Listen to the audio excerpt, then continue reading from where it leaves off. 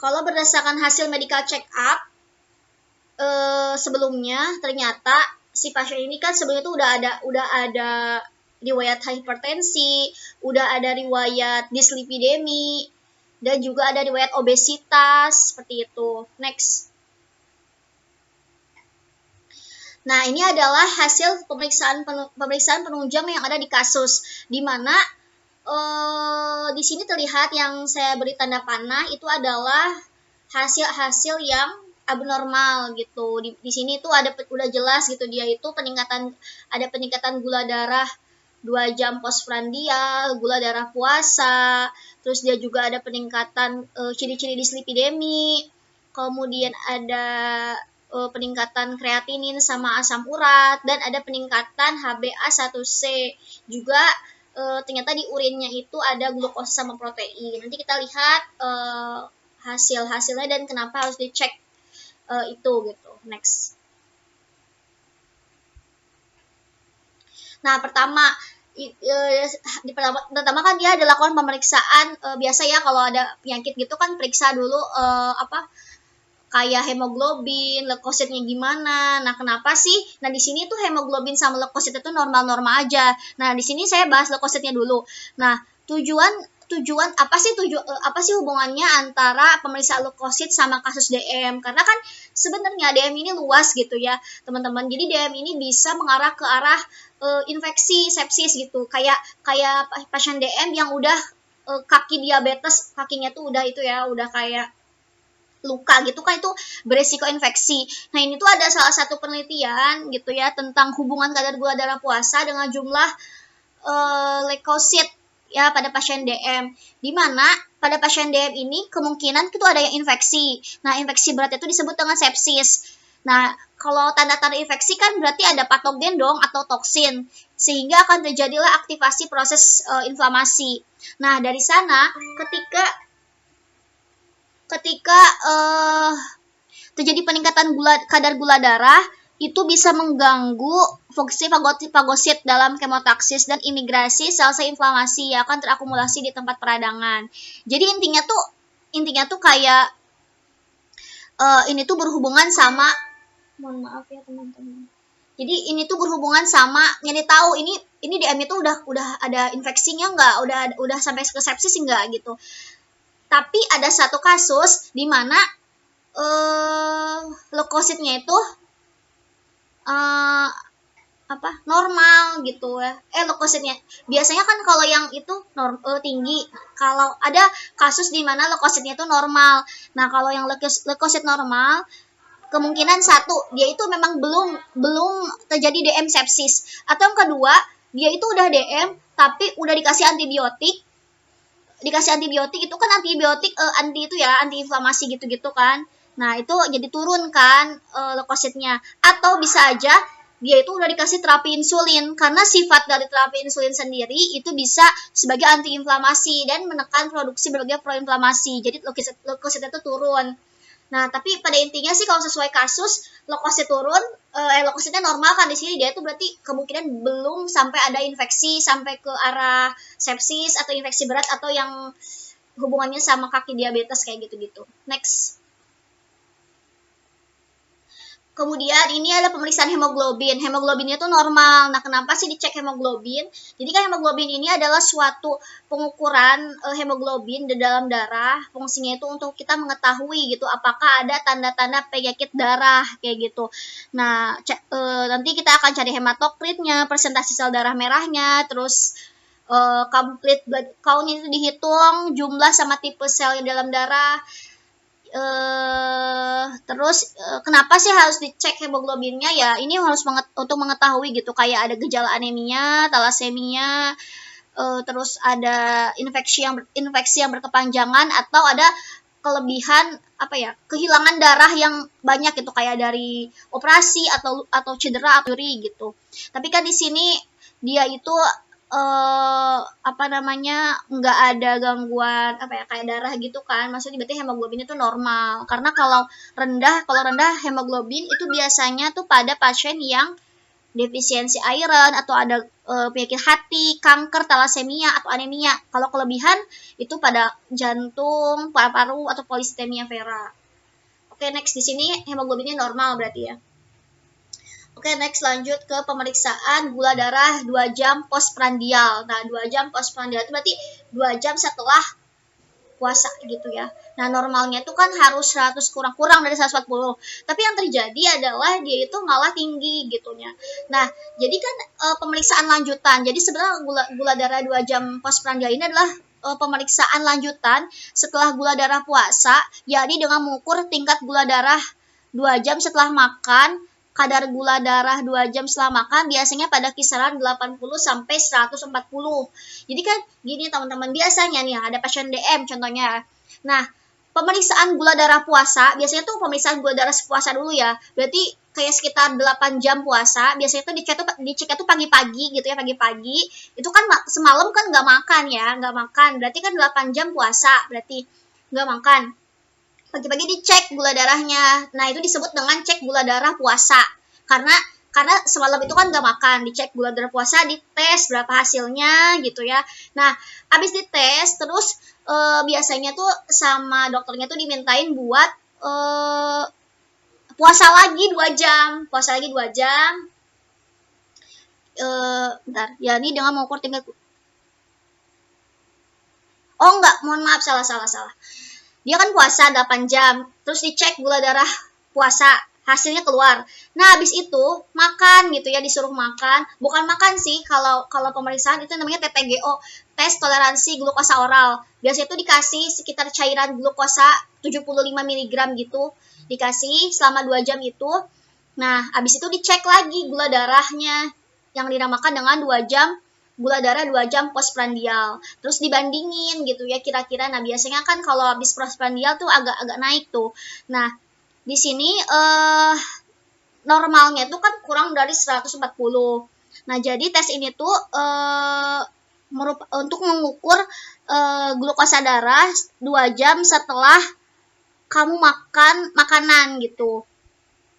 Nah, biasanya tuh akan meningkat nih ketika pada pasien yang diabetes. Nah, di sini kelihatan ya ada tabel, ada normal, prediabetes, sama diabetes. Nah, pada pasien yang diabetes itu kan lebih dari 200 kalau tabel ini ya. Berarti kan dia udah melebihi dong 432. Berarti ini udah masuk ke diabetes gitu, udah bukan pradiabetes lagi, tapi dia udah masuk ke diabetes gitu. Next.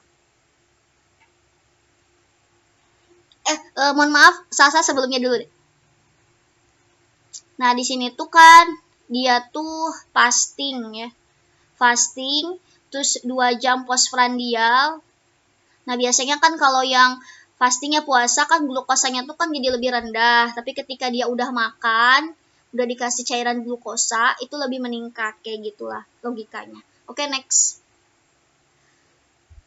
Nah, ini sama sih penjelasannya, gula darah 2 jam postprandial. Jadi dia itu untuk mengukur glukosa darah setelah 2 jam makan. Dimana kan si glukosa ini dia diabsorpsi ke intestin, kemudian masuk ke kapiler darah.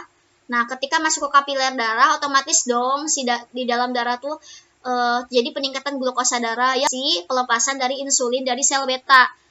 Gitu, harusnya seperti itu gitu. Tapi karena si insulinnya tuh resistensi insulin udah banyak nih, insulin udah keluar, tapi nggak tahu kenapa kayak jadi resistensi, kayak nggak mempan gitu kan.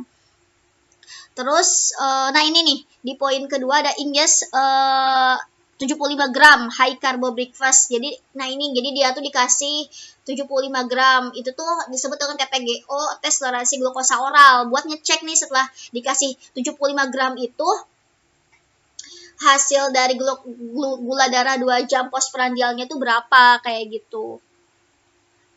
Nanti diulang kayak gitu. Nah, kalau glukosanya lebih dari 200 saat postprandial test, berarti itu menunjukkan adanya diagnosis ke arah diabetes, kayak gitu. Next. Terus lanjut ke gula darah puasa. Sebenarnya ini susunannya agak kurang pas ya. Jadi harusnya jelasin gula darah puasa dulu. Tapi kan tadi udah jelasin dikit tentang gula darah puasa. Jadi dia itu dicek setelah puasa selama sekitar 8-12 jam gitu ya. Jadi jangan dulu makan. Nah, pagi-pagi biasanya tuh dites gula darah puasanya. Nah, penurunan ini akan menstimulasi pelepasan dari glukagon oleh sel alfa di pankreas kayak gitu. Nah, jadi ini adalah prosedur dari pemeriksaan gula darah puasa dan 2 jam postprandial nih biar lebih terbayang. Jadi kan biasanya si pasien nih puasa dulu 8-10 jam, biasanya malam gitu ya nggak makan. Nah, bisa minum doang gitu ya, bisa minum aja. Terus dari terakhir makan hingga diperiksa hanya boleh minum air putih. Terus diperiksa darah oleh petugas lab, yaitu pemeriksaan gula darah puasa namanya. Nah, setelah selesai diperbolehkan makan dengan menu lengkap gitu, boleh makan jadi kayak makan, tapi ada beberapa kayak namanya itu tes TTGO gitu, tes toleransi glukosa oral yang tadi dikasih 75 mg cairan glukosa. Nah, habis itu makan kan, udah makan, puasa lagi sama 2 jam, kemudian dicek lagi namanya tadi pemeriksaan gula darah 2 jam postprandial kayak gitu. Next.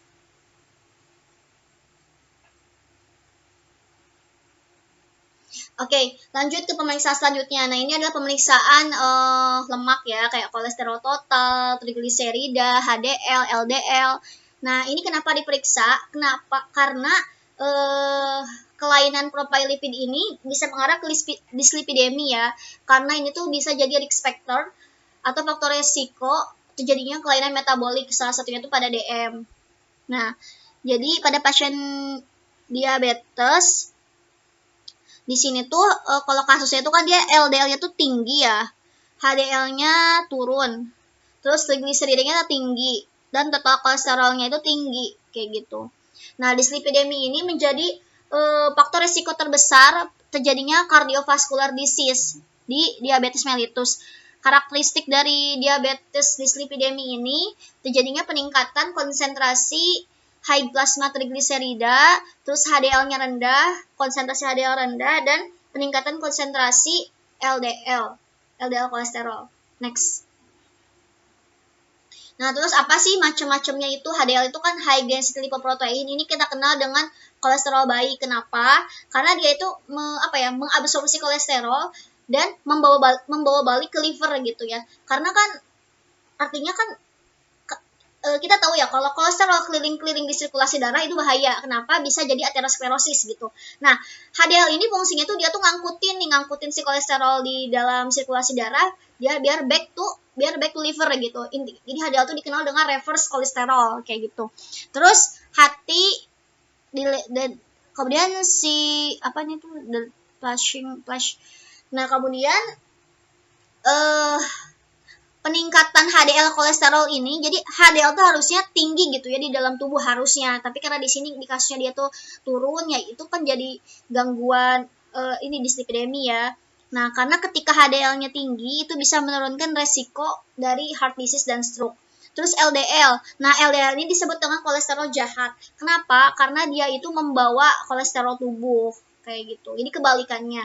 Terus trigliserida. Nah, trigliserida ini adalah konstituen utama lemak tubuh gitu. Tapi kan kalau kebanyakan juga bahaya karena bisa memicu obesitas. Next. Nah, kenapa LDL disebut dengan lemak jahat? Karena di sana tuh kan kelihatan ya persentasinya itu kolesterolnya tuh banyak, merah-merahnya tuh banyak, kolesterolnya banyak. Pokoknya yang jahat itu kan kolesterolnya banyak. Kalau yang HDL itu kebanyakan tuh dari proteinnya. Jadi kolesterol baik gitu. Oke, next.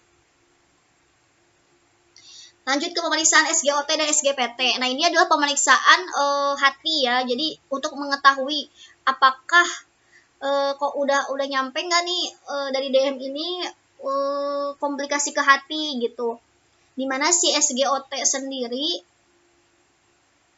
pokoknya next itu ya, skip aja ya kalau penjelasan tentang SGOT SGPT karena ini udah pernah kita pelajari juga. Tapi pada intinya pemeriksaan ini tuh untuk mengetahui gitu apakah udah ada komplikasi ke arah hati gitu. Next, tentang ureum kreatinin. Nah, ini ada di ginjal ya. Jadi di ginjal ini juga untuk mengetahui nih apakah si DM, kan tahu DM itu kan hiperglikemi ya, kebanyakan glukosa. Terus bisa membuat kekentalan darah itu jadi meningkat atau viskositas darah meningkat. Nah itu kan sedangkan pembuluh darah itu kan di seluruh tubuh ya, termasuk di ginjal gitu ya. Nah di ginjal itu bahaya gitu ya, lama-lama komplikasi ke arah ginjal sehingga terjadi mikrovaskular di mana terjadi gangguan dalam filtrasi gitu kan. Ginjal kan fungsinya tuh memfiltrasi darahnya, sedangkan darahnya itu jadi kayak lebih kental gitu. Nah, pokoknya tuh jadi gangguan ginjalnya sehingga kreatinin tidak dapat dikeluarkan. Jadi si kreatinin itu adalah produk limbah dari metabolisme kreatin yang biasanya tuh digunakan di otot gitu ya. Dimana si kreatinin ini kan dia keliling-keliling di darah yang menuju ke ginjal terus meninggalkan tubuh lewat urin. Harusnya kan kayak gitu ya, normalnya tuh si kreatinin itu harus dikeluarin lewat urin. Tapi ketika kreatininnya meningkat itu mengindikasikan si ginjalnya tuh udah gangguan kayak gitu. Next. Nah, jadi kenapa sih diabetes bikin terjadinya nefropati? Nefropati itu kan gangguan nefron ya di ginjal. Nah, karena diabetes sendiri itu merusak sistem filtering dan mengurangi abilitas dari pembersihan kayak limbah. Jadi intinya tuh kayak merusak sistem filtrasi di ginjal deh gitu.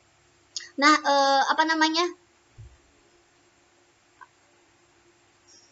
Oke.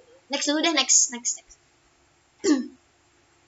Oke, next kita lanjut dulu ke asam urat. Nah, ini asam urat atau uric acid terjadi peningkatan atau hiperurisemia sebagai bentuk komplikasi dari DM juga, di mana si DM meningkat bikin hiperurisemia. Kenapa? Karena terjadi peningkatan aktivitas dari HMP shunt yang berhubungan dengan resistensi insulin yang menyebabkan hiperurisemia pada pasien diabetes. Sehingga ketika si pasien DM terus dia hiperurisemia itu bisa meningkatkan morbiditas dan mortalitas pasien yang DM gitu. Next.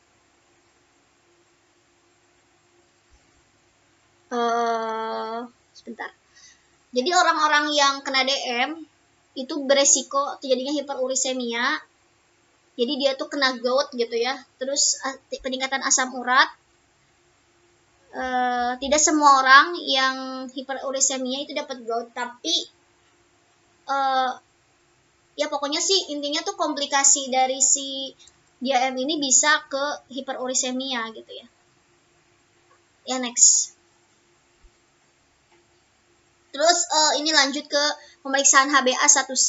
Di sini dia tuh 13%, terjadi peningkatan. Jadi HbA1c ini atau yang disebut dengan cyclated hemoglobin merupakan salah satu pemeriksaan yang memperlihatkan status jangka panjang glukosa darah seseorang itu sekitar 2-3 bulan sebelum tes, sehingga berfungsi untuk melihat apakah keadaan diabetesnya itu terkontrol atau tidak gitu. Dalam hal ini di kasus diabetes itu tidak terkontrol. Jadi kan gini teman-teman, kan tadi ada pemeriksaan gula darah sewaktu, berarti kan cuma waktu itu aja, dan kadang-kadang kan kita nggak tahu ya naik turunnya glukosa darah seseorang sebelumnya atau sesudahnya. Nah kalau di sini HbA1c ini hemoglobin kan dia tuh ngangkutin Hb kan hemoglobin ya, pokoknya hemoglobin yang kayak ngikat glukosa gitulah.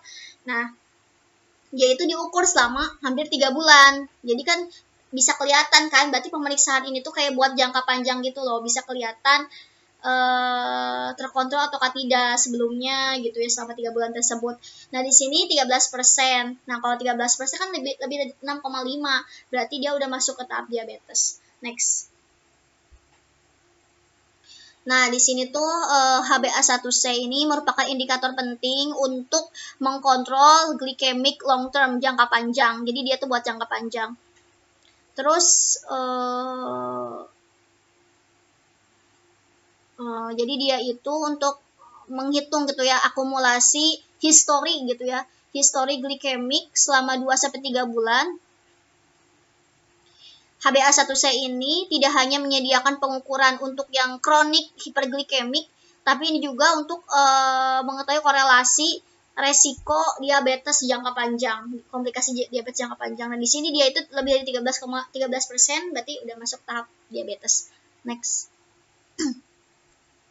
Terus pemisahan urinalisis. Nah, urinnya dicek kan, ternyata ada glukosa sama ada protein. Harusnya kan nggak ada ya mereka semua gitu normalnya.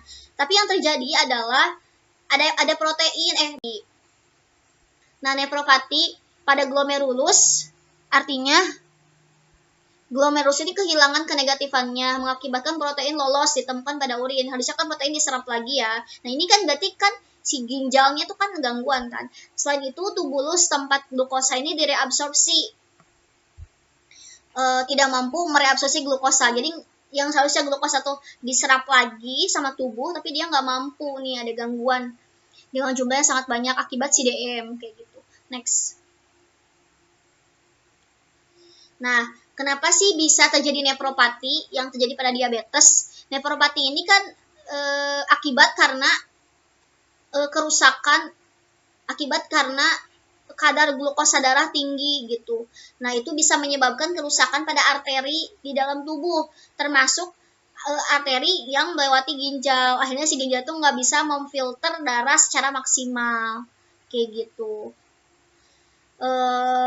Jadi mekanisme dari proteinuria diabetes ini, jadi ada gangguan pada struktural basement membran, terus ada gangguan ada injury pada hemodinamik podosit, terus ada penurunan podosit, dan juga ada kerusakan dari slit diafragma komponen, dan pengurangan ekspresi dari nefrin.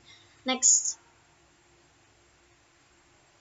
Terus glikosuria, adanya glukosa di dalam urin. Nah, ini juga dicek gitu ya, karena pada pasien diabetes, karena si diabetes ini kan dia nggak cukup insulin, akhirnya tubuh ini kan glukosanya tuh keliling-keliling, nggak ada insulin, akhirnya ya kebanyakan insulin di dalam darah, akhirnya kadar glukosa darah jadi tinggi, dan si ginjal ini tidak bisa memfilter dan mereabsorpsi, akhirnya ya udah glukosanya keluar di urin, disebut dengan glikosuria. Next. Terus X-ray. Nah, sebetulnya kalau X-ray ini kan kalau di kasus dia itu untuk meriksa jantung sama meriksa paru-paru. Dia dalam batas normal, berarti kan paru sama jantungnya normal. Tapi sebetulnya hiperglikemi ini nggak bisa sih untuk ngecek radiographically visible. Itu biasanya itu X-ray ini dipergunakan untuk ngecek apakah sudah ada kalsifikasi di vaskulatur. Jadi lebih ke ngecek pembuluh darahnya gitu ya. Next. Terus EKG. Nah, EKG ini untuk ngecek untuk ngecek elektrikal sinyal di dalam jantung ya, untuk ngecek jantungnya apakah ada gangguan gitu. Pokoknya untuk ngecek normal rate, kekuatan dari jantung, seperti itu. Next. Baik, terima kasih teman-teman. Mungkin itu saja yang dapat saya sampaikan. Mudah-mudahan dapat dipahami. Bagaimana, apakah ada ditanyakan?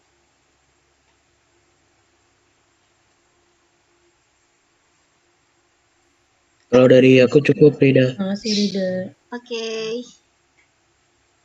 Cukup berarti ya? Iya, sepertinya bisa dicukupkan dulu, Rida. Terima kasih. Wabillahi taufiq wal hidayah. Wassalamualaikum warahmatullahi wabarakatuh. Terima kasih. Terima kasih banyak, Salsa. Rida, tadi PMG kenapa? Mau nanya. Oh, PMG mau nanya, boleh. Iya. Nggak jadi deh, Rida. Nggak jadi.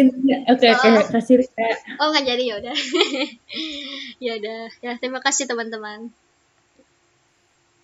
Oke, kalau gitu bisa dilanjutkan ke presentasi yang selanjutnya ya. Oke, selanjutnya saya kan ya, CS kan ya. Izin untuk share screen ya, dokter dan teman-teman. Sebelumnya suaranya jelas kan ya?